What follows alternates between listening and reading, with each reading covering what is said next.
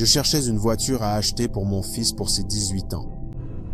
Je consultais tous les sites de voitures habituels, car.com, eBay Motors. Ils étaient tous trop chers, comme prévu. Craigslist était le seul endroit où trouver une vraie bonne affaire. Environ une semaine après le début de mes recherches, j'ai trouvé une Toyota Camry de 2003. Elle avait 67 000 miles, aucun accident, aucun dégât, et était en bon état pour seulement 3 500 $.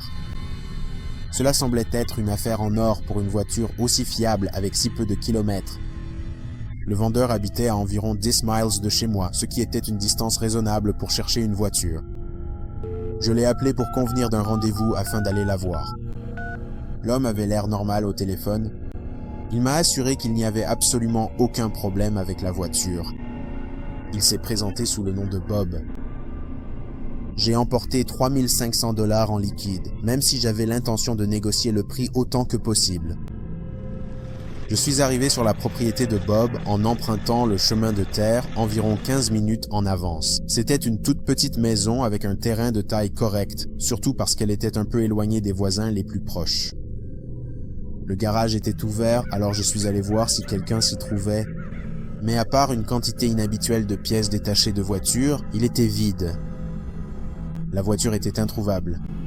Le seul véhicule sur la propriété était un vieux pick-up. Je suis allé jusqu'à la porte d'entrée pour vérifier le numéro de la maison. C'était la bonne adresse. Le bouton de la sonnette manquait, alors j'ai frappé à la porte d'entrée.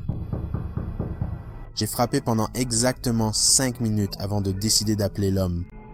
J'ai donc composé son numéro et j'ai entendu le son de son téléphone portable qui sonnait à l'intérieur de la maison. J'étais extrêmement confus à ce moment-là. Maintenant, je savais que j'étais à la bonne maison. Je ne comprenais pas pourquoi, s'il était chez lui, il ne répondait pas. J'ai décidé de jeter un coup d'œil par l'une des fenêtres pour voir si quelqu'un était à l'intérieur. En regardant à travers la vitre, je ne voyais pas grand-chose car il faisait assez sombre à l'intérieur de la maison. J'ai vu une salle à manger très ancienne, mais en face, j'ai aperçu quelqu'un debout à la porte arrière de la maison, regardant dehors. J'ai pensé que ça devait être Bob, alors j'ai frappé à la fenêtre, mais il n'a même pas bougé. Il n'y avait ni portail ni rien pour accéder à l'arrière-cour. C'était juste une cour complètement ouverte puisque ce n'était pas une zone rurale. Je me suis simplement dirigé vers l'arrière-cour en contournant la maison. Je ne comprenais pas comment il ne pouvait pas m'entendre. Quand je suis arrivé à la porte arrière, j'ai fait une découverte choquante. La silhouette debout près de la porte était un être humain empaillé. J'ai fait demi-tour en courant et je suis retourné à ma voiture. J'ai levé les yeux une dernière fois avant de partir en voiture. Les stores de la fenêtre par laquelle j'avais regardé avaient été fermés, mais je pouvais voir 2 lames de store écartées. Quelqu'un était à cette fenêtre en train de m'observer. Vous pouvez sans doute deviner que j'ai gardé la pédale d'accélérateur enfoncée jusqu'au bout sur le chemin du retour. Toute cette situation n'a toujours aucun sens.